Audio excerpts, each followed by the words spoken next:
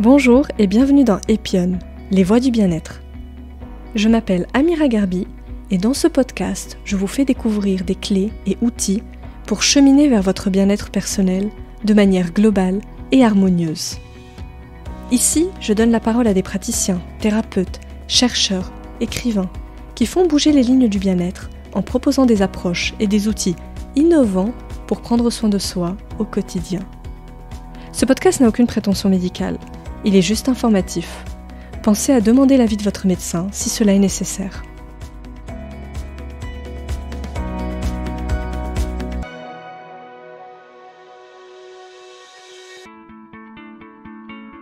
Dans cet épisode, j'ai la joie de recevoir Marie-Pierre Dillenseger, spécialiste des arts stratégiques chinois au service de la vitalité. Elle vient de publier son 8e livre, Bien chez soi, aux éditions Robert Laffont. Au travers de cet échange, elle nous livre des clés de lecture ainsi que des pratiques quotidiennes à mettre en place pour révéler la vitalité de son lieu, qui est lui-même au service du renforcement de notre énergie. On aborde notamment comment décrypter ce que les lieux ont à nous dire.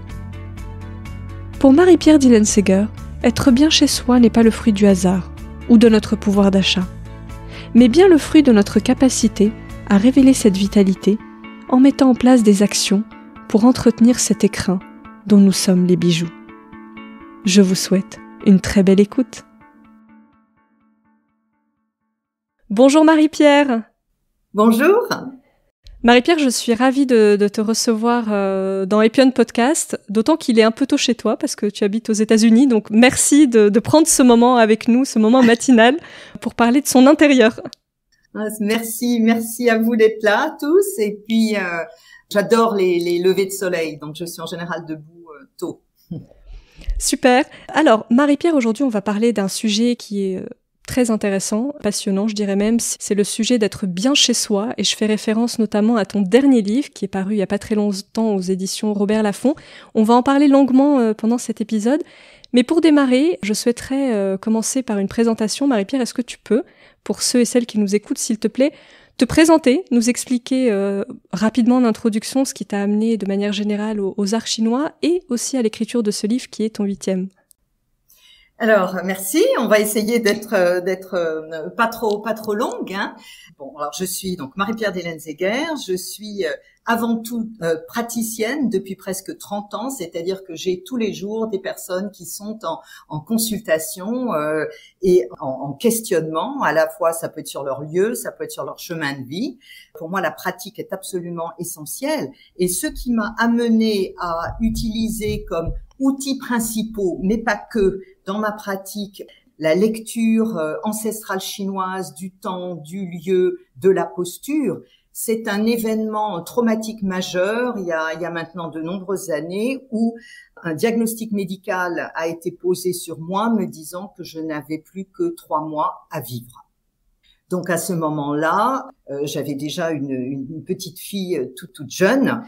J'ai été confrontée à l'innommable, hein, et je me suis fait une promesse que j'ai tenue, qui est que si j'en sortais, je m'engagerais, ou en tout cas, je changerais mon chemin, je m'alignerais davantage avec ce qui était pour moi important depuis très longtemps.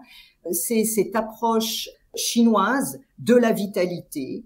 J'avais déjà appris, investi dans la lecture chinoise du temps, du lieu, mais je le faisais sous le manteau, en parallèle à mon activité tout à fait normale de chef de projet aux États-Unis dans l'informatique, hein. Donc, ce moment-là était décisif et j'ai tenu ma promesse. And the rest is history. Ça fait maintenant. Donc j'ai démarré sur ces sujets, hein.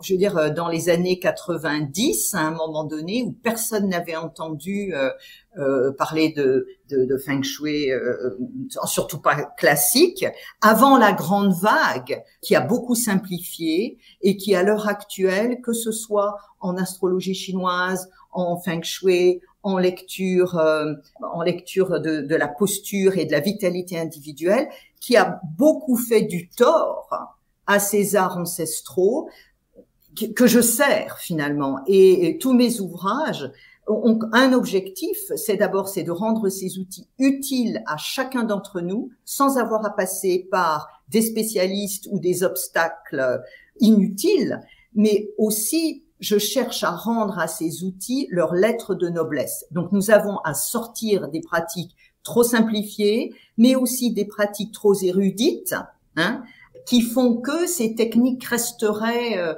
cachées dans des ouvrages sur des étagères sans être immédiatement applicables. L'un des fils conducteurs pour moi, je n'ai pas changé de carrière, de chemin de vie, j'ai pas ouvert autant de voies pour ne pas être au service d'outils intégrables au quotidien et qui ont un impact réel sur nos forces vitales. Très clair. Et effectivement, ce pragmatisme, il se ressent quand même beaucoup dans ton dernier livre, Bien chez soi. Donc maintenant, on va en parler. Dans ce livre, moi, je trouve que la première chose qu'on comprend et qu'on apprend, c'est que un lieu, donc une habitation, un logement, porte en lui une personnalité qui lui est propre, qui lui est intrinsèque et qui détermine une forme de vitalité du lieu. Et d'ailleurs, tu écris dans ton livre que les lieux parlent une langue spécifique et étrangère, ce sont tes mots, et donc des gens comme toi vont venir nous décrypter ce que les lieux ont à nous dire. Donc ma première question, c'était la suivante. Pourquoi il est intéressant, justement, quand on rencontre un lieu pour la première fois, ou en tout cas quand on se met en face d'un lieu, de comprendre cette personnalité? Qu'est-ce qu'il est intéressant de décrypter et quelles composantes peuvent nous guider, justement, dans la compréhension de cette personnalité? Alors déjà, le lieu est une partie intégrante de nos vies. Nous ne vivons pas au milieu des forêts abrités par un arbre. Nous vivons dans du bâti. Ce bâti a souvent une histoire et même quand il est neuf, il a été construit sur des lieux qui depuis longtemps ont déjà été traversés, habités et ainsi de suite. Mais pourquoi donc le lieu étant si proche de nous, nous passons avec lui parfois plus de temps qu'avec nos familles ou qu'avec nos conjoints. Le premier élément de réponse, c'est qu'il est dommage de ne pas voir ce qui normalement ne sont que des murs, de ne pas voir les lieux comme de véritables compagnons de route qui souvent préexistaient à la rencontre, mais qui vont, au fur et à mesure des mois et des années, continuellement tisser avec nous une histoire. Donc, je pars d'un principe très simple qui est quitte à cohabiter avec quelqu'un, mais là, en l'occurrence, du bâti. Qu'avons-nous à perdre? Et moi, je vais plus loin, je dis nous avons tout à gagner à nous ouvrir à ce que le lieu propose, ce qu'il a à nous donner, à nous dire, au-delà des simples critères, enfin, soi-disant simples, des simples critères rationnels que nous utilisons d'habituellement quand nous les choisissons. Et parce que tu parles de la première rencontre, quand on arrive, nous avons toutes, un ressenti immédiat lorsque nous arrivons pour la première fois, voire même des fois plusieurs fois de suite, dans un lieu X. Je milite pour que nous tenions compte de ces informations parfois ténues, parfois très fugaces, parfois vraiment sous la surface, mais on en sent quelque chose, parce que de laisser ça de côté en ne donnant la priorité absolue qu'aux critères strictement habituels, la superficie, la proximité de ceci, etc., nous mettons de côté des informations importantes qui viennent de notre boussole personnelle, de notre moi profond, de la même manière que quand nous rencontrons une personne pour la première fois, il y a une communication qui se passe, qui mérite d'être entendue, parce qu'une fois que le lien est établi, une fois que le bail est signé, une fois que l'acte d'achat a eu lieu, nous sommes en lien pour longtemps. Alors on peut déménager tous les 4 matins, mais ça finit par coûter quand même cher. Nous sommes en lien durable avec un espace qui lui aussi a ses besoin. Hein, donc, je pense qu'il est important d'être absolument ouvert, disponible à ce que ces premières rencontres sont capables de nous transmettre. Et ce sont des informations qui vont nous être utiles parce qu'elles tiennent déjà des graines du lien qui va se mettre en place. Et je pense que nous avons une relation avec les lieux qui est souvent laissée au fil de l'eau, au hasard, à la chance, et qui ne se met pas suffisamment en mots. Donc du coup, on va se laisser porter par c'est tout ce qu'on a pu trouver maintenant. Et or, nous avons, et ça c'est dans tous mes livres, hein, nous avons une capacité de mettre notre pied dans la porte pour ne pas nous laisser enfermer dans des relations avec des lieux, avec des personnes, avec des boulots, avec des circonstances qui finalement n'auraient pas notre vitalité et son renforcement comme finalité réelle.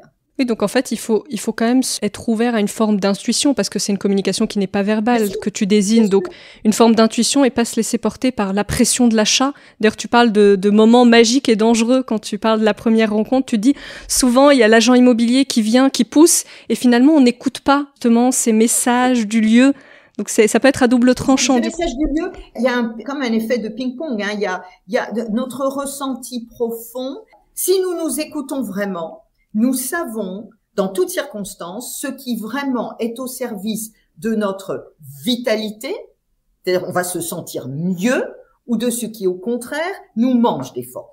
Mais nous avons une habitude, et ça, les circonstances, les sociétés, nos modes de vivre, nous ont presque habitués, nous ont presque formatés à accepter durablement des situations qui, au bout du compte, ne sont pas en notre faveur. Donc, comme le lieu est en fait notre lieu, je veux dire, il s'agit de l'endroit, du cocon, de l'espace dans lequel nous allons nicher nos années, notre famille, notre jeunesse ou notre vieillesse. Hein. Donc, il s'agit en fait d'un lien extrêmement personnel et pour moi vital qui va se construire. Donc oui, dans un marché tendu, dans des situations où les prix des appartements ont augmenté, les loyers sont chers, etc., la pression, bien évidemment, est plus grande pour que nous soyons pressés, poussés à agir. Hein.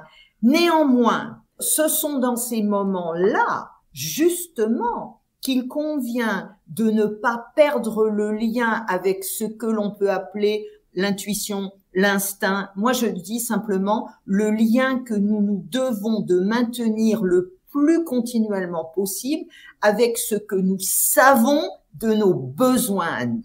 Et là, je me permets de le partager, hein, pour avoir quand même depuis 30 ans accompagné des personnes qui cherchaient à passer au lieu suivant ou changer de boulot, etc. En période de transition, une décision qui est prise dans une urgence ou sous une pression imposée de l'extérieur est l'équivalent d'un mouvement en arts martiaux qui est fait alors que nous sommes en déséquilibre, alors que nous ne sommes pas vraiment calés sur nos deux pieds. Et par expérience, quand bien même on nous dirait que monsieur, madame, si vous ne vous décidez pas cet après-midi, il y a 50 personnes qui vont passer avant vous et que ça va vous échapper et que vous vous en sortirez jamais, je refuse ce type. Enfin, je refuse, c'est pas facile de refuser, mais de céder à ce type d'injonction, c'est d'oublier que il y a toujours derrière un lieu qui lui aussi nous cherche. Donc si celui-là qui est presque vraiment topissime, mais qui ne l'est pas, nous échappe, célébrons.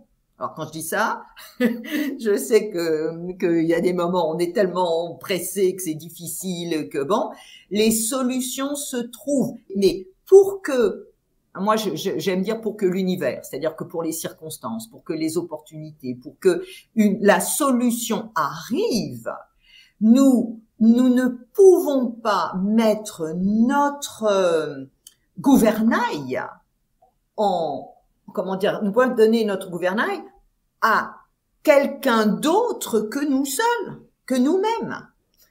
Parce que du coup, la décision finale ne sera pas suffisamment connectée avec ce que nous savons de nos besoins. Et il vaut mieux un appartement petit, mais avec une vue sur le ciel, on perd en mètres carrés, mais on augmente en capacité de respiration, ou etc., etc. Sachant que nous sommes, et ça c'est vraiment dans la tradition énergétique chinoise, nous sommes chacune unique. Hein.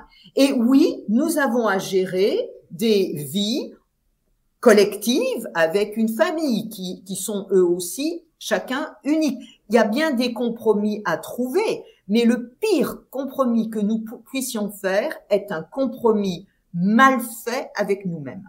Parce que ça, c'est la source de divorce bien des années après, de patinage dans notre carrière professionnelle, de dérapage dans notre pratique professionnelle, ou d'inconfort dans des lieux où finalement, sur la durée, on ne se sentira jamais vraiment bien. D'ailleurs, tu écris dans ton livre « Les lieux savent nous rencontrer au moment où nous avons besoin d'eux ». Ça rejoint cette idée de besoin. Et donc, est-ce que ça veut dire que finalement, il n'y a pas de lieu suffisamment bon? Finalement, chaque lieu qui va passer dans ma vie, en tout cas, c'est comme ça que je l'ai compris, tu me diras si j'ai raison, chaque lieu qui va passer dans ma vie va m'apporter quelque chose au moment où moi j'en suis dans ma vie. Et que quelque part, le lieu et la personne vont venir s'enrichir et évoluer ensemble. Absolument. Alors, d'une certaine manière, la rencontre se fait comme avec une personne, pour le meilleur et pour le pire. Hein. Et que quand bien même nous pouvons être tentés de diaboliser l'autre, de rendre le lieu responsable, et d'ailleurs certaines pratiques de feng shui contemporain ou simplifiées ont beaucoup joué là-dessus. Hein. C'est la faute du canapé, il faut changer de couleur, il faut changer de ceci, etc. Moi, ce qui me fait parfois presque même honte de ce qui peut être dit au nom de ces disciplines.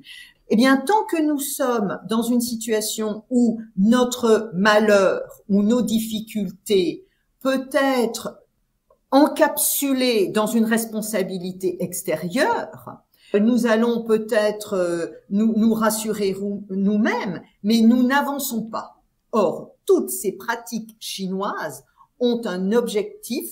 L'objectif, c'est de nous permettre d'avancer de plus en plus fermement et de nous positionner sur ce qui est notre chemin de vie à nous, ce qui est la source de notre vitalité, la condition de notre autonomie et ce qui permet en fait un meilleur rapport avec les autres.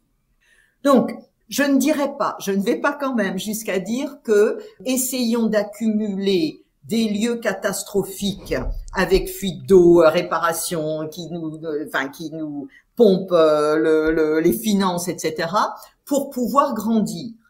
Mais je dirais plutôt que soyons responsables, conscients de ce que chaque lieu nous permet d'affiner qui nous sommes. Quand on se retrouve après avoir vraiment clarifié ce dont on a besoin, néanmoins quand même dans un appartement avec un vis-à-vis ou comme j'en ai encore vu un cette semaine avec toutes les pièces face à un mur, ces murs de briques là qu'on a beaucoup ici sur la côte est, il n'y a pas à se culpabiliser. Par contre, si l'on accepte de voir cette situation contraignante, pénalisante, déprimante, si l'on accepte de voir cette situation comme étant aussi un terrain d'apprentissage, comme dans un dojo, hein, on est dans un stage avancé pour arriver éventuellement à travailler notre capacité qui n'a pas encore été suffisamment affirmée, sans se culpabiliser, c'est pas qu'on était faible, c'est que c'était comme ça, de dire non au mur, qui est, elle, couplée, quand elle commence à s'affirmer, à notre capacité de dire oui à du plus dégagé. Hein. Donc, lorsque l'on arrive, parce que je le vois bien, je l'ai vécu moi-même, hein, on peut se retrouver en frustration majeure dans un lieu dont on finit par comprendre, des fois c'est immédiat, des fois ça prend du temps, qu'il ne correspond pas à ce dont nous avons besoin dans cette phase de vie dans laquelle nous arrivons. À ce moment-là, oui, le lieu tel qu'il est obstruant, mais il est l'opportunité pour nous de nous positionner par rapport à cette thématique. Qu'est-ce qui a mené à cette posture face à l'obstruction?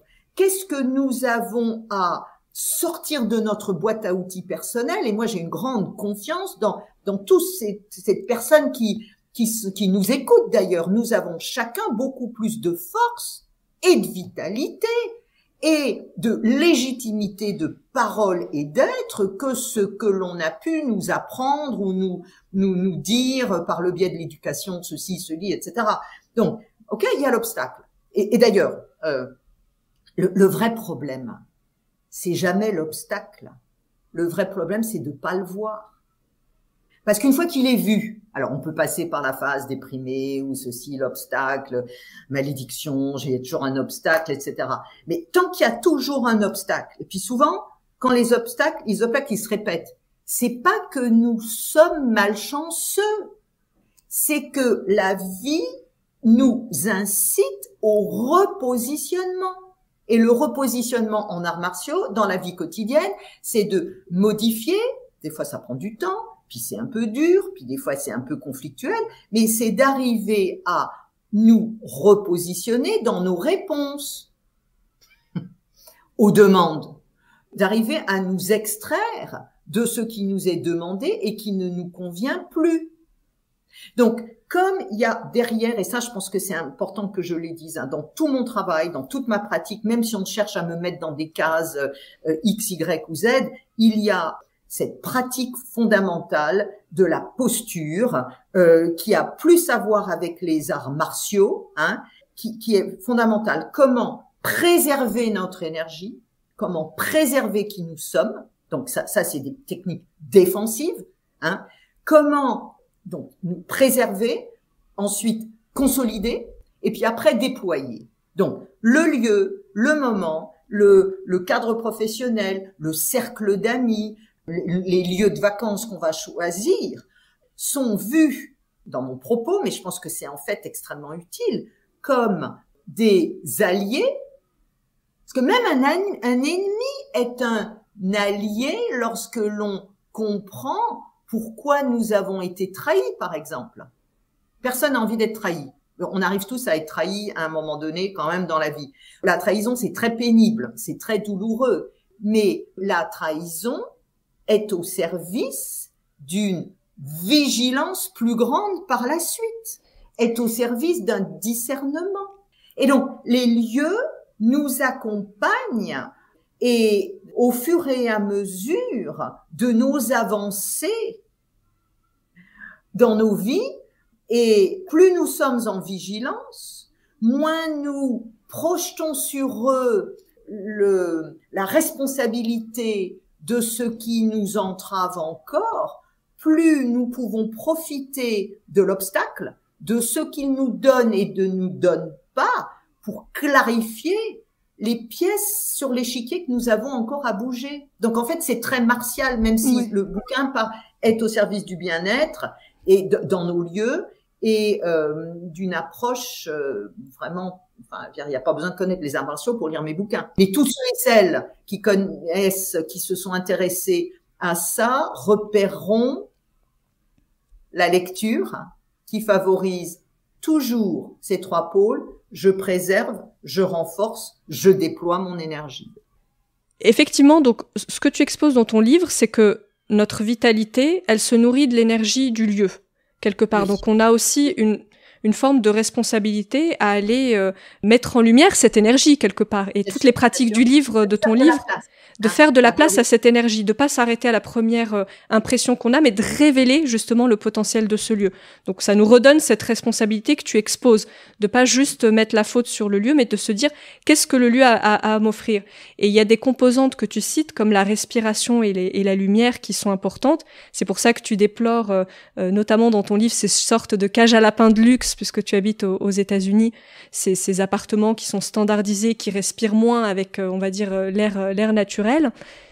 Justement, comment on peut nous-mêmes reprendre la responsabilité de la vitalité du lieu en revitalisant notre lieu? Absolument. Donc là, il y a un principe de base qui est posé, que nous avons une responsabilité dans la qualité, dans le bien-être du lieu, et le lieu lui-même co-participe de notre bien-être. Donc ce que je pose, c'est tout l'intérêt que nous avons d'abord de ne pas ignorer les besoins du lieu. Les besoins du lieu. Bon, le lieu ne peut pas parler en mots, mais il va assez souvent parler en symptômes. Les volets qui grincent, la fuite d'eau à répétition, la chaudière qui clapote, enfin bon. Et or, comme nous avons une difficulté à voir les objets, le matériel, comme autre chose que simplement du matériel, que simplement un amas de briques ou de ferraille, etc. Et que nous avons une assez haute valeur de nous-mêmes. Alors que dans la pensée ancestrale chinoise, l'individu se voit, alors ça a un peu changé à l'heure actuelle, mais se voit comme faisant partie d'un grand ensemble. Donc la personne n'est pas toute puissante. La personne va gagner sa puissance si elle arrive à identifier des moments et des lieux qui sont en phase avec ce qu'elle est vraiment. Mais pour répondre très simplement à la question, je milite en faveur, drôle de terme, je le reprends encore une fois, je milite en faveur d'une attention renforcée à tout ce qui permet au lieu d'être en forme. J'encourage à aller nettoyer, changer les filtres. J'encourage à, faire du ménage, entre guillemets. Là, on va me ridiculiser, mais j'ai pas peur. Même dans les pièces, en fait, soyons sérieux, dans les pièces où nous n'allons pas. Parce que les parties d'un lieu laissées, volets fermés, on n'y va pas, c'est la chambre des enfants, ça devient du débarras, ça devient... il y a des parties du lieu qui sont finalement non exploitées, non occupées, elles deviennent des poids morts. Parce que le lieu est considéré comme presque un organisme. Alors, j'ose pas dire vivant à notre public, mais il y a derrière qui a une certaine forme de vitalité. Un lieu dont nous ne nous occupons pas est un lieu qui perd en vitalité, qui se dégrade, alors qu'il n'est pas animé, il n'est pas vivant. Mais nous avons tous vu des lieux qui étaient quasiment mourants. Donc, le principe aussi derrière ça, c'est que plus nous habitons dans des lieux qui sont en vitalité, dynamiques. Donc, une pièce dont les volets sont tout le temps fermés est moins vibrante, est moins vivante. C'est davantage yin, c'est davantage un poids mort que si c'est le contraire. Donc, plus nous sommes entourés d'une énergie dynamique, plus nos forces yang, dynamiques, sont renforcées. Mais le problème, c'est que ça ne peut pas se faire par l'opération du Saint-Esprit. Un lieu dont nous ne nous occupons pas se dégrade. Alors, moi, j'ai entendu souvent, oui, mais ça, c'est c'est la responsabilité du propriétaire. Ça, c'est la responsabilité de la société de management qui doit venir nettoyer les trucs. Mais tant que votre nom, il est mal mis sur des boîtes aux lettres dont les noms sont tous écorchés, à moitié abîmés, etc., c'est votre propre énergie qui est affectée. Et ça, on le voit pas en tant qu'occidentaux. Parce que les boîtes aux lettres, c'est les boîtes aux lettres. Une étiquette sur la boîte aux lettres ou des papiers sales dans l'entrée, c'est commun, c'est pas chez moi. Moi, j'ai aucune honte à ramasser 3 papiers sales quand je rentre chez moi parce que ça a été laissé par je sais pas qui devant la porte. C'est de ma responsabilité. pas parce que je me prends pour ce qui je ne suis pas, mais parce qu'il y a que moi, il y a absolument que moi, il y a que toi, il y a que ceux et celles qui nous écoutent, il y a que nous qui sommes fondamentalement responsables de notre capital vitalité. Plus nous passons du temps dans des lieux dégradés, plus ça nous coûte. Alors c'est pas grave, docteur, est-ce que c'est grave? Non, c'est pas grave. Mais oui, c'est grave quand c'est longtemps, tout le temps, partout. Hein. Donc la vigilance, l'attention, le soin donné aux murs qui nous entourent, au lieu d'attendre que la tache d'humidité devienne finalement une cataracte d'eau dans le salon ou je ne sais où. Cette attention aux détails, on va dire simplement matériels, mais qui sont le signe de ce qui va pas dans le lieu, est en fait indirectement, mais de manière férocement utile, important pour notre propre longévité dans ce lieu, puis notre propre longévité tout court. C'est vraiment, je trouve, le message central de ton livre, c'est qu'en fait, prendre soin de son lieu, c'est prendre soin de soi, en fait. Et c'est ça que veut dire être bien chez soi. C'est une clé de bien-être pour soi. Mais oui, et je pense que, par exemple, il y a un chapitre sur nettoyer. Non, mais je veux dire, mettre un chapitre sur nettoyer, tout le monde sait ce que c'est que nettoyer. Je veux dire, j'ai appris des choses avec ton livre sur le nettoyage, Marie-Pierre. et donc, du coup, mais pour avoir depuis si longtemps côtoyé toutes les semaines tant de lieux dont on me dit qu'ils sont nettoyés, mais qu'ils ne le sont en fait pas, parce qu'il y a nettoyage et parce que, etc. Je pense que cette fonction-là, qui peut passer pour étant dégradante ou qu'on veut laisser à d'autres, etc., elle fait partie des fondamentaux.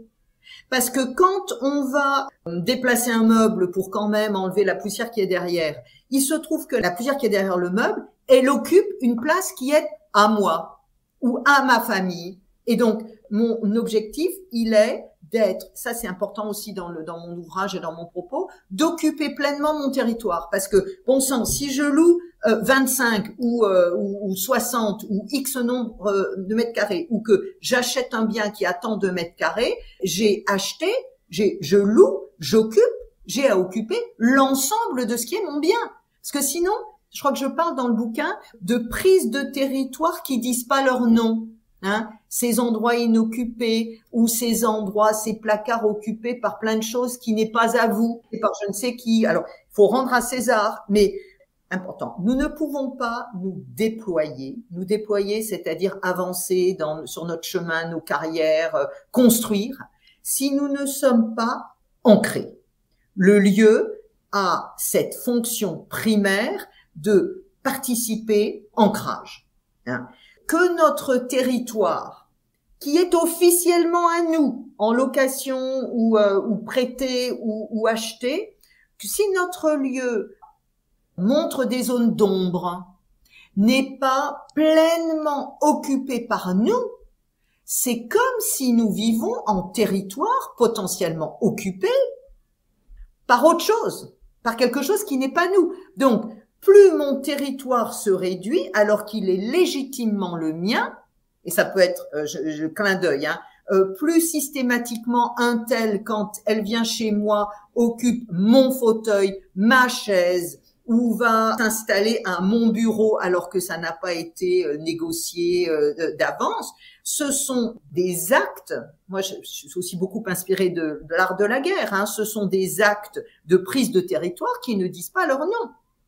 Bon, ne nous laissons pas faire. Occuper pleinement son territoire. D'ailleurs, il y a cette phrase que tu écris dans ton livre, « Nos lieux sont des écrins, nous en sommes les bijoux ». Je la trouve magnifique et c'est très révélateur de ce que tu dis, en fait. C'est se révéler le lieu pour se révéler soi-même, en fait.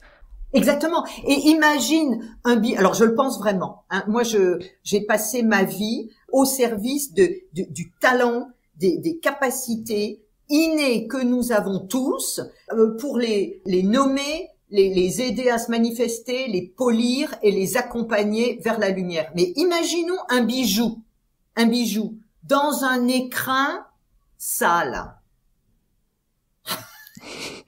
Alors, est-ce que ça va enlever? Ah, mais non, mais on voit quand même que le bijou, il est génial, etc.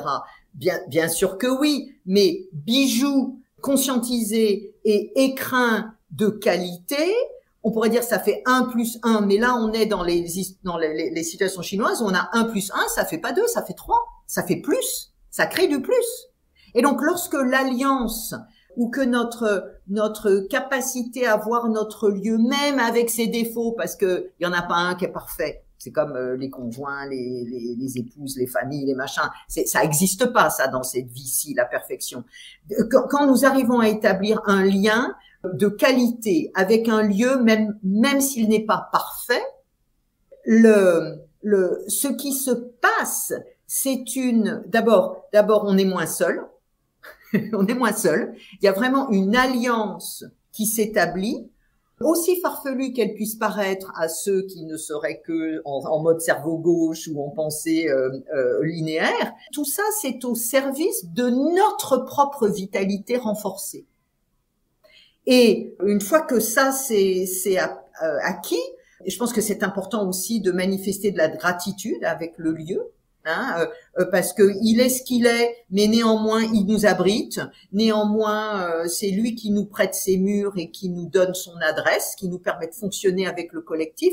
Une fois que ça s'est établi, oui, peut se poser la question de ce que nous avons à faire ensuite, et peut-être bien que c'est par l'attachement, le lien avec un lieu suivant que ça se mettra en place, mais n'ignorons pas ce que nos lieux actuels, quels que soient leurs défauts, ont déjà à nous apporter ou nous ont déjà apporté. Effectivement, tu nous invites à aimer le lieu qu'on habite. Tu écris « Aimer, il l'aimera en retour. Ignorer, il l'ignorera en retour. » Et tu vas très loin. Alors, je pense que pour les esprits cartésiens, parfois, ça peut bousculer.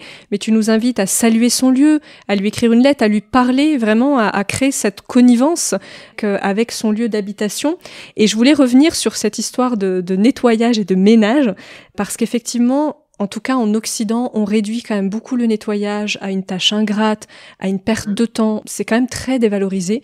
Et toi, tu nous dis qu'en fait, dans ces petites choses qui sont inimportantes, et tu as mis un tiret entre le in et important, eh ben, ça nous permet d'exister dans l'instant. Ça me fait penser à ce que tu disais, être pleinement là, être pleinement affirmé, être pleinement dans son logement. Et donc, ça va quand même assez loin, parce qu'on est loin du je nettoie parce que j'ai pas le choix et juste pour pas que ça soit sale. Et puis parce que je suis dans une posture dégradée, dégradante. Je pense aussi que d'abord que le sacré, il est dans le profane. Je veux dire que quand on cherche souvent, c'est pas dans notre tête que nous allons vraiment rencontrer, en cogitant davantage, que nous allons vraiment rencontrer les étoiles.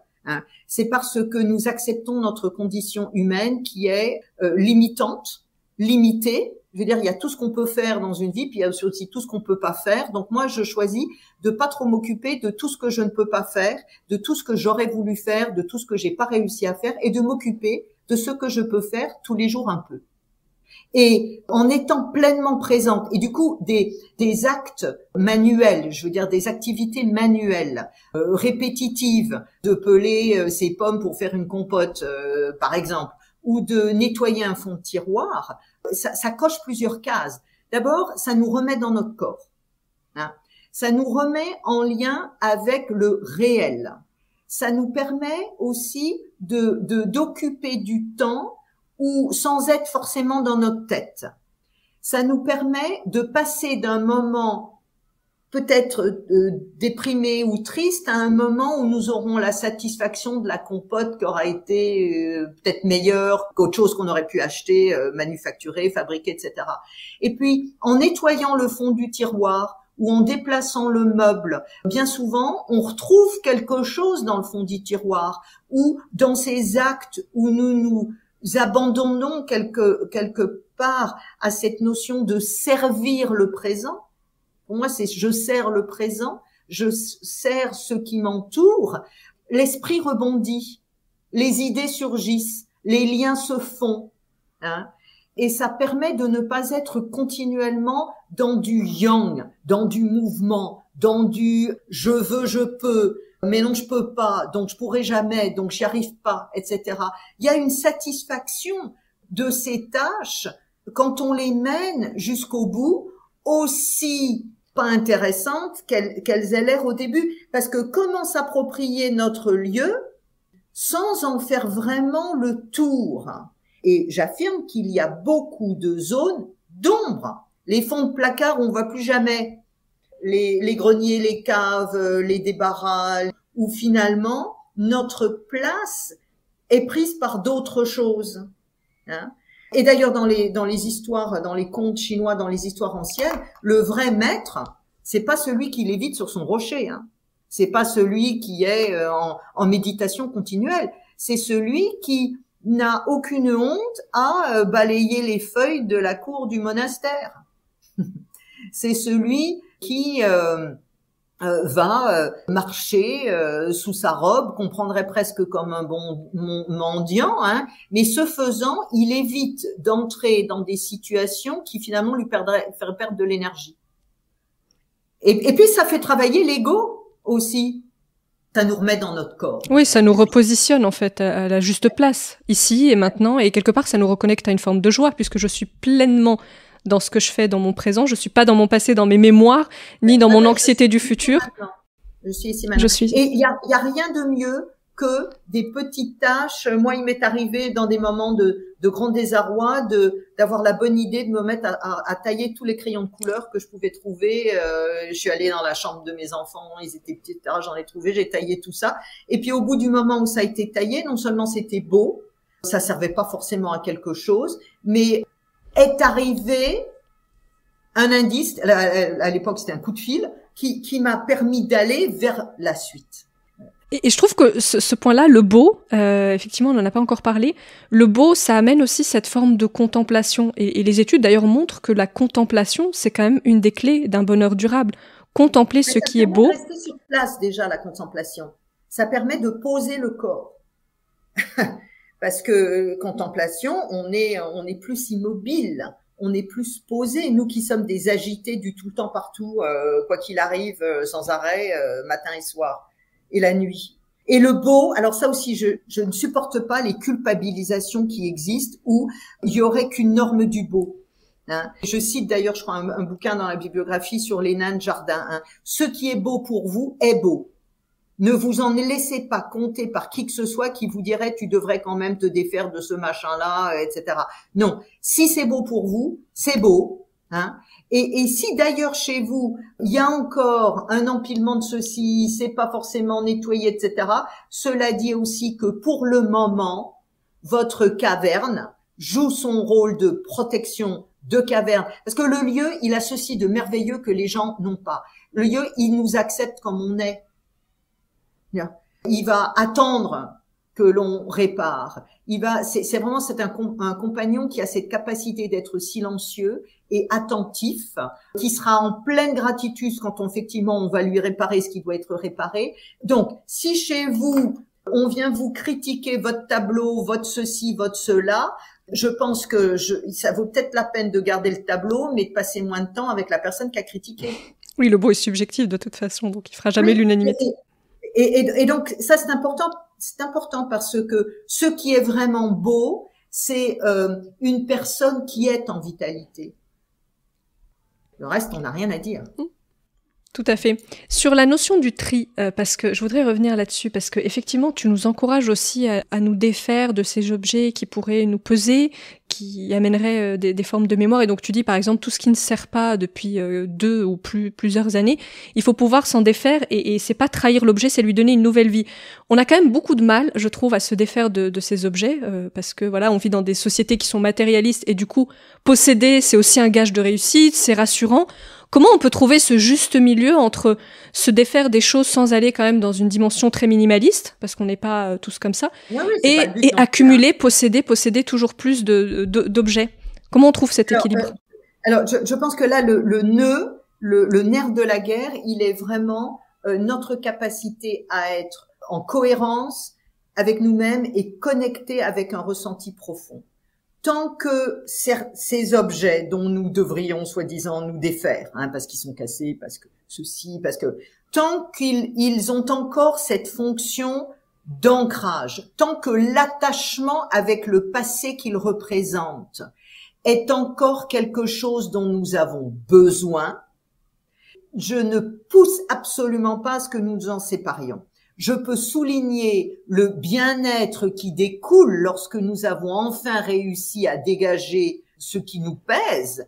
Mais je pense que là, à la réponse à comment, il est important de vraiment s'entendre, d'être en bienveillance avec soi-même, de ne pas forcer et de compter sur le temps qui aide. Le temps aide. Ce qui n'est pas possible aujourd'hui, arrêtons de conclure que ce sera jamais possible. Moi, je demande de toujours rajouter pour le moment. Ce qui n'est pas possible aujourd'hui, entre parenthèses, pour le moment, le sera plus tard. Donc, il y a déjà, là, je vais dans le sens contraire de ce qui est aussi beaucoup dit dans les approches de Feng Shui ou dans aussi ce qui est très, très intéressant, toutes ces approches là maintenant qui systématisent le rangement, hein, tous ces auteurs dont Marie Kondo était au début de ça, hein, de ranger, de bien, etc., de dégager, etc.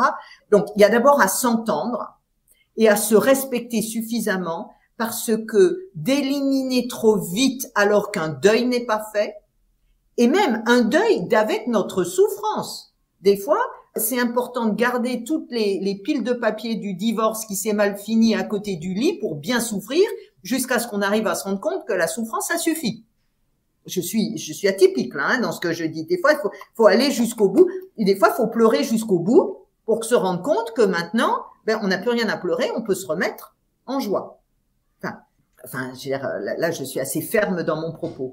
Autrement, l'autre élément de réponse, c'est que faire par petits pas. Au lieu de retrousser nos manches et de se dire, ce week-end, je vais complètement dégager le garage et tout faire et donner, etc., il vaut mieux faire chaque semaine quelques étapes en comptant sur la durée. Le temps est extrêmement utile parce qu'il est le compagnon, il est l'autre volet de l'espace. Hein. Ce qu'on n'arrive pas à faire tout de suite se fera plus facilement quand c'est étalé sur le temps. Mais comme nous avons aussi une caractéristique assez occidentale d'impatience, et puis on est volontaire, et puis on n'a pas peur de souffrir, quand même, on va y aller, on va le faire, etc. Cette approche, au bout du compte, elle est bien souvent contre-productive. On y va, puis maintenant alors j'ai déblayé le garage, maintenant je vais aussi déblayer la cave, et puis je vais peut-être encore demain réussir à faire le grenier. Non! Arrêtez, célébrez, respirez, profitez, et repoussez à plus tard ce qu'il est finalement dangereux de faire trop vite. Dangereux parce que ce qui se fait trop vite ne dure pas. Donc ça, on peut dire que ça pourrait se discuter, ça pourrait faire l'objet d'un podcast, hein. Mais la politique des petits pas, le fait d'avancer comme la tortue, sérieusement, continuellement, encore un peu, tout en laissant dire ceux qui disent, et puis t'as pas encore fait ceci, t'as pas encore fait ça, t'as toujours pas retrouvé du boulot, t'as toujours pas repeint ta cuisine, t'as tout ça, etc. Non, j'ai pas repeint. Pour le moment. Mais d'ailleurs, tout ton livre, c'est ça en fait, c'est la stratégie des petits pas. D'ailleurs, si tu le dis, si vous n'aviez que 5 minutes... Ce sont tous des livres de stratégie. Oui. On est vraiment dans l'art de la guerre appliqué au quotidien, sans que ce soit dit, sans qu'il y ait besoin de rentrer dans tous ces textes-là, avec toujours la finalité, c'est la vitalité individuelle. Il n'y a plus rien à dire, là. Hein. Je pense que ça fait un excellent mot de la fin, Marie-Pierre. Effectivement, c'est la vitalité, c'est vraiment ce qui est au cœur de ton livre et de tes messages, c'est que le lieu, il est au service de notre vitalité. Et comme on va se mettre au service du lieu, il va se mettre à notre service. En fait, c'est une boucle vertueuse, finalement. Oui, c'est une boucle vertueuse, c'est une synergie vertueuse. C'est une synergie vertueuse. Et je dirais même, c'est une synergie stratégique, vraiment. Il y a tout à gagner, en fait. Il y a tout à gagner. Alors oui, il faut un petit peu d'effort, un petit peu de discipline, d'effort, un petit peu, bien sûr. Mais l'alternative est, sur le long terme, le contraire de vertueux, hein, est mortifère, quasiment.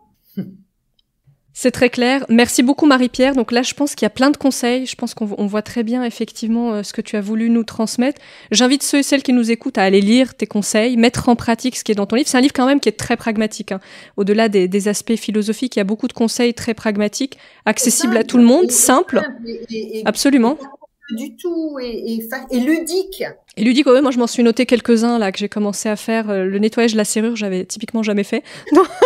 Donc j'expérimente aussi. Donc non, merci vraiment beaucoup Marie-Pierre pour cette discussion très riche qui, je pense, amènera, en tout cas plantera des graines chez, j'espère, le plus grand nombre. Eh bien, avec plaisir. Et puis, bon vent à tous. Et puis, je crois que aussi, je suis assez facilement joignable. Enfin, juste pour dire qu'il suffit de taper mon nom sur YouTube et j'appelle toujours les questions. J'adore les questions. Même si je travaille beaucoup, j'aime répondre. Parce que je pense que le vivant est aussi dans cet échange, quoi. Et puis c'est joyeux, justement, d'être connecté. Absolument. Le vivant est dans l'échange. Merci beaucoup, Marie-Pierre. Et puis, à très bientôt. À bientôt. Au revoir. Si vous avez aimé cette conversation, je vous invite à noter le podcast 5 étoiles sur Apple Podcasts ou sur votre plateforme d'écoute préférée, et à vous abonner pour rester informé des prochains épisodes. Vous pouvez également suivre notre actualité sur le compte Instagram Epion Podcast. Je vous dis à très vite pour de nouveaux échanges inspirants.